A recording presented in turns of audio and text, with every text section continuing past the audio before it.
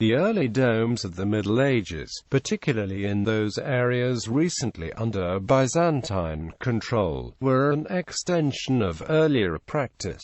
The domed church architecture of Italy from the 6th to the 8th centuries followed that of the Byzantine provinces and, although this influence diminishes under Charlemagne, it continued on in Venice, southern Italy and Sicily. Charlemagne's Palatine Chapel is a notable exception, being influenced by Byzantine models from Ravenna and Constantinople. The Dome of the Rock, an Umayyad Muslim religious shrine built in Jerusalem, was designed similarly to nearby Byzantine martyria and Christian churches. Domes were also built as part of Muslim palaces, throne halls, pavilions, and baths, and blended elements of both Byzantine and Persian architecture, using both pendentives and squinches. The origin of the crossed arch dome type is debated, but the earliest known example is from the 10th century at the Great Mosque of Cordoba. In Egypt, a keel-shaped dome profile was characteristic of Fatimid architecture. The use of squinches became widespread in the Islamic world by the 10th and 11th centuries. Bulbous domes were used to cover large buildings in Syria after the 11th century, following an architectural revival there, and the present shape of the Dome of the Rock's dome likely dates from this time. Christian domes in Romanesque church architecture, especially those of the Holy Roman Empire, are generally octagonal on squinches and hidden externally within crossing towers. Beginning around 1050, an example is the Church of San Michele Maggiore in Pavia, Italy. St. Mark's Basilica in Venice, with its 5 domes on pendentives modeled on the Byzantine Church of the Holy Apostles, was built from 1063 to 1072. Domes on pendentives, apparently based upon Byzantine models, appear in the Aquitaine region of France after the beginning of the Crusades in 1095, such as the Abbey Church of Fontevraud, where Richard the Lionheart was buried. A series of centrally planned churches were built by the Knights Templar throughout Europe, modeled on the Church of the Holy Sepulchre, with the Dome of the Rock at the Temple Mount headquarters also an influence. Distinctive domes on pendentives were built in Spain during the Reconquista. Also built there were Christian crossed arch domes similar to that of the earlier Great Mosque of Cordoba, such as at the Church of the Holy Sepulchre in Torres del Rio. Gothic domes are uncommon due to the use of rib vaults over naves, and with church crossings usually focused instead by a tall steeple, but there are examples of small octagonal crossing domes in cathedrals as the style developed from the Romanesque. The octagonal dome of Florence Cathedral was a result of the expansion plans for the church from the 14th century, a part of efforts in Tuscany to build domes with exposed external profiles.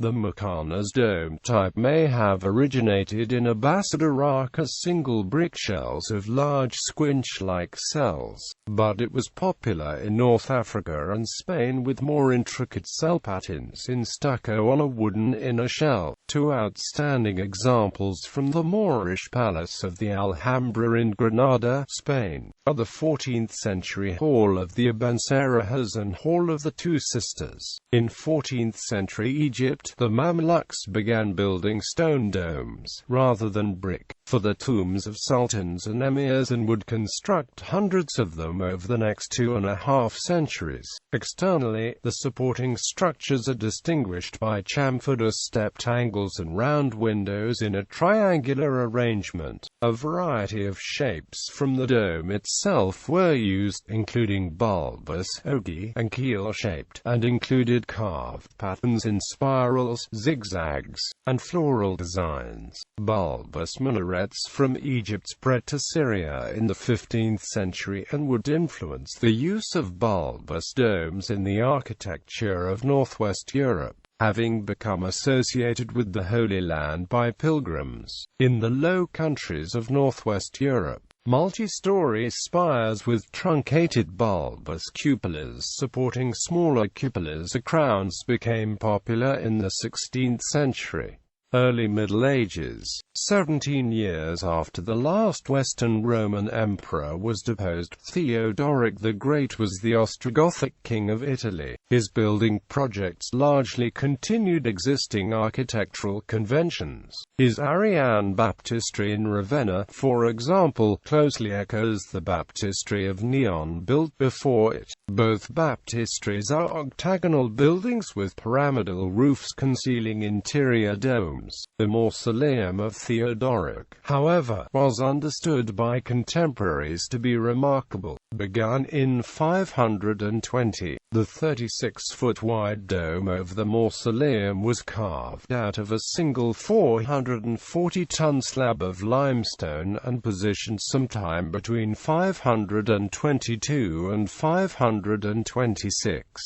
The low saucer shape of the monolithic dome, which is estimated to be more than 230 tons of Istrian stone, may have been chosen to avoid radial cracking. The 12 brackets carved as part of the dome's exterior are thought to have been used to maneuver the piece into place. The choice of large limestone blocks for the structure is significant, as the most common construction material in the West at the time was brick. It is likely that foreign artisans were brought to Ravenna to build the structure, possibly from Syria, where such stonework was used in contemporary buildings. The Syria and Palestine area has a long tradition of domical architecture, including wooden domes in shapes described as pecanoid, or similar to pine cones. When the Arab Muslim forces conquered the region, they employed local craftsmen for the buildings, and, by the end of the 7th century, the dome had begun to become an architectural symbol of Islam. The rapidity of this adoption was likely aided by the Arab religious traditions, which predate Islam. If both domed structures to cover the burial places of ancestors and the use of a round tabernacle tent with a dome-like top made of red leather, for housing idols.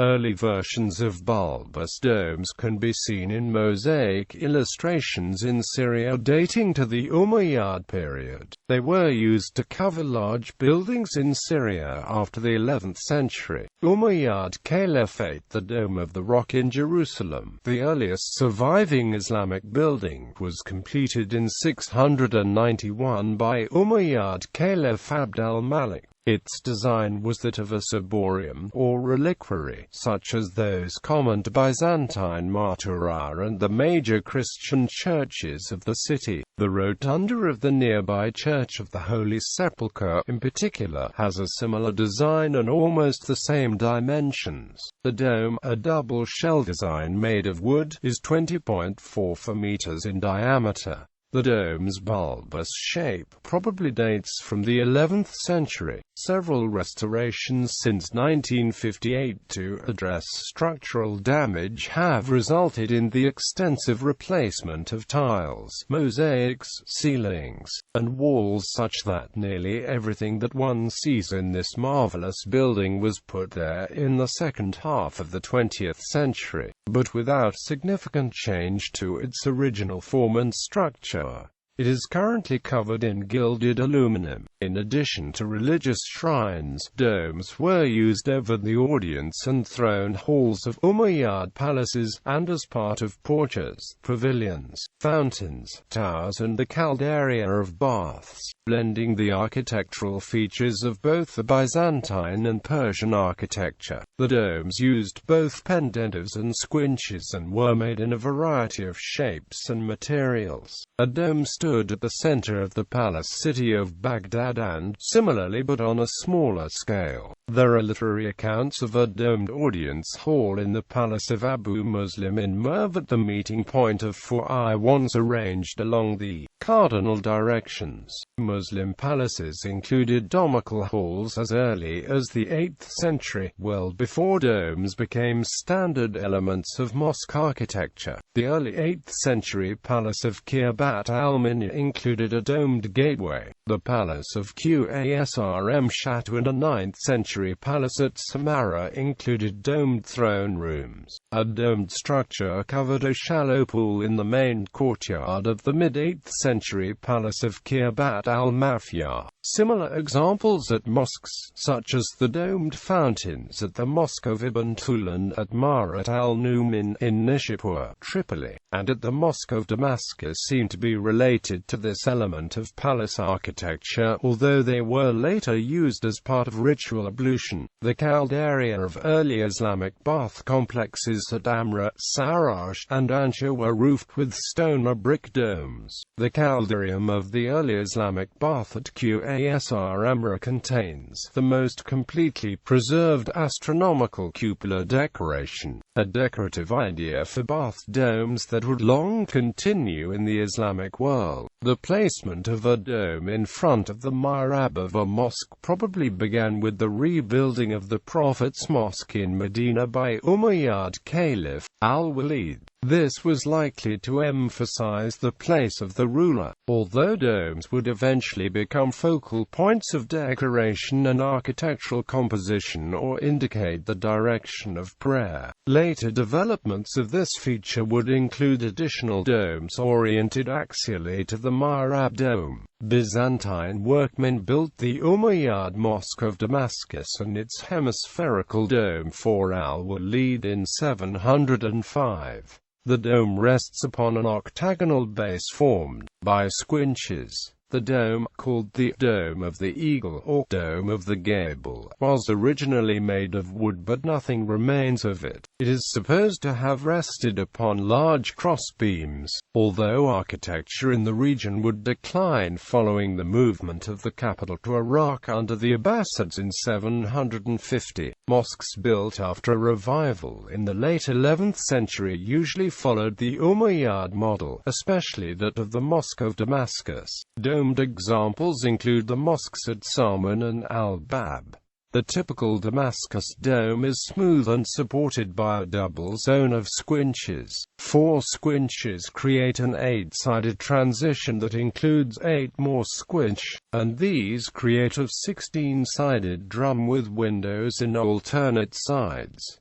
Byzantine influence in Europe. Italian church architecture from the late 6th century to the end of the 8th century was influenced less by the trends of Constantinople than by a variety of Byzantine provincial plans. With the crowning of Charlemagne as a new Roman emperor, these influences were largely replaced in a revival of earlier Western building traditions. Occasional exceptions include examples of early quincunx churches at Milan and near Cassino. Charlemagne's Palatine Chapel has a domed octagon design influenced by Byzantine models such as the Basilica of San Vitale in Ravenna, the Church of Sergius and Bacchus in Constantinople, and perhaps the Chrysotraklinos, or Golden Reception Hall, of the Great Palaces of Constantinople. It was built at his palace at Aachen between 789 and its consecration in 805.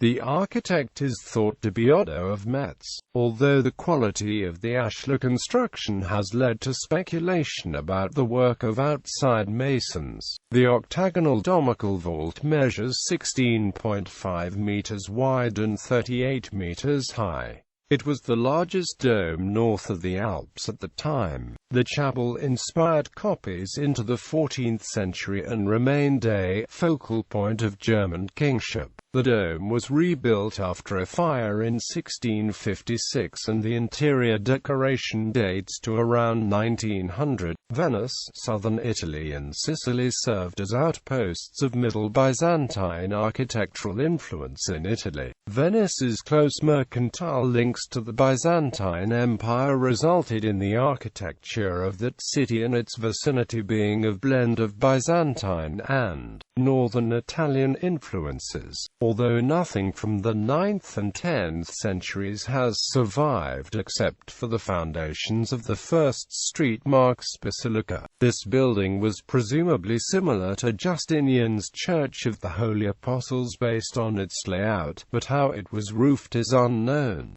Southern Italy was reconquered and ruled by a Byzantine governor from about 970 to 1071 explains the relatively large number of small and rustic Middle Byzantine-style churches found there, including the Cattelia in Stilo and S. Marco in Rossano, both are cross-in-square churches with 5 small domes on drums in a quincunx pattern and date either to the period of Byzantine rule or after. The church architecture of Sicily has fewer examples from the Byzantine period, having been conquered by Muslims in 827, but quincunx churches exist with single domes on tall central drums and either Byzantine pendentives or Islamic squinches. Very little architecture from the Islamic period survives on the island, either. Al-Andalus and North Africa. Much of the Muslim architecture of Al-Andalus was lost. His mosques were replaced by churches after the 12th century, but the use of domes in surviving Mozarabic churches from the 10th century, such as the panel dome at Santo Tomás de las Olas and the lobe domes at the monastery of San Miguel de Escalada, likely reflects the use in contemporary mosque architecture. The Great Mosque of Cordoba, begun in 785 under the last of the Umayyad caliphs, was enlarged by Al-Hakam II between 961 and 976 to include 4 domes and a remodeled mihrab. The central dome, in front of the mihrab area, transitions from a square bay with decorative squinches to 8 overlapping and intersecting arches that surround and support a scalloped dome. These crossed arch domes are the first known examples of the type and, although the possible origins in Persia or elsewhere in the East remains a matter of debate, the complexity suggests that earlier examples must have existed. The 9 bays of the Mosque of Cristo de la Luz, built about 50 years later, contain a virtual catalogue of crossed arch dome variations. After the 10th century, examples can also be found in Armenia and Persia. The dome of the Great Mosque of Pyra, built in the first half of the 9th century, has ribbed domes at each end of its central nave. The dome in front of the mihrab rests on an octagonal drum with slightly concave sides. After the 9th century, mosques in North Africa often have a small decorative dome over the mihrab. Additional domes are sometimes used at the corners of the mihrab wall and at the entrance bay. The square tower minarets of 2 or more stories are capped by small domes. Examples include the Great Mosque of Sfax in Tunisia, the Great Mosque of Algiers, and the Great Mosque of Tlemcen in Cairo. The martyrium of the Sharif Tabatabai, an 18-meter square 9-domed open pavilion, is the earliest mausoleum whose plan has survived. The most common type, however, was a small domed cube. The Fatimids conquered Egypt from North Africa in 969 and established a new architectural style for the new caliphate. The earliest Fatimid mosque, Al-Azhar, was similar to the earlier mosque of Ibn Tulun but introduced domed bays at both ends of the Qibla wall, in addition to the dome in front of the mihrab, and this feature was later repeated among the mosques of North Africa. Later alterations to the mosque have changed its original form. The use of corner squinches to support domes was widespread in Islamic architecture by the 10th and 11th centuries. Egypt, along with northeastern Iran, was one of 2 areas notable for early developments in Islamic mausoleums beginning in the 10th century. Fatimid mausoleums, many of which have survived in Aswan and Cairo, were mostly simple square buildings covered by dome. Domes were smoother ribbed and had a characteristic Fatimid keel-shaped profile. The first were built in and around Fustat. Those inside the city were decorated with carved stucco in contrast with the extreme simplicity of those outside the city, such as the four so-called Sababanate domed squares. Those at Aswan, mostly from the 11th century, are more developed, with ribbed domes, star-shaped openings, and octagonal drums with concave exterior sides which are corbelled outward at the top. They vary in plan as well, with domes sometimes joined with barrel vaults or with other domed mausoleums of different dimensions. The Fatimid mausoleum at Qus is in this Aswan style. Other than the small brick domes used over the bay in front of a mihrab or over tombs, Fatimid domes were rare. An exception in size was the large dome over the Fatimid palace dynastic tomb. Literary sources describe royal domes as part of ceremonial processions and royal recreation. Examples of Fatimid palace architecture, however, described by travelers' accounts as the greatest achievement, have not survived. The ribbed or fluted domes introduced by the Fatimids may derive from a theme in earlier Coptic art, and would be continued in the later architecture of the Mamluks.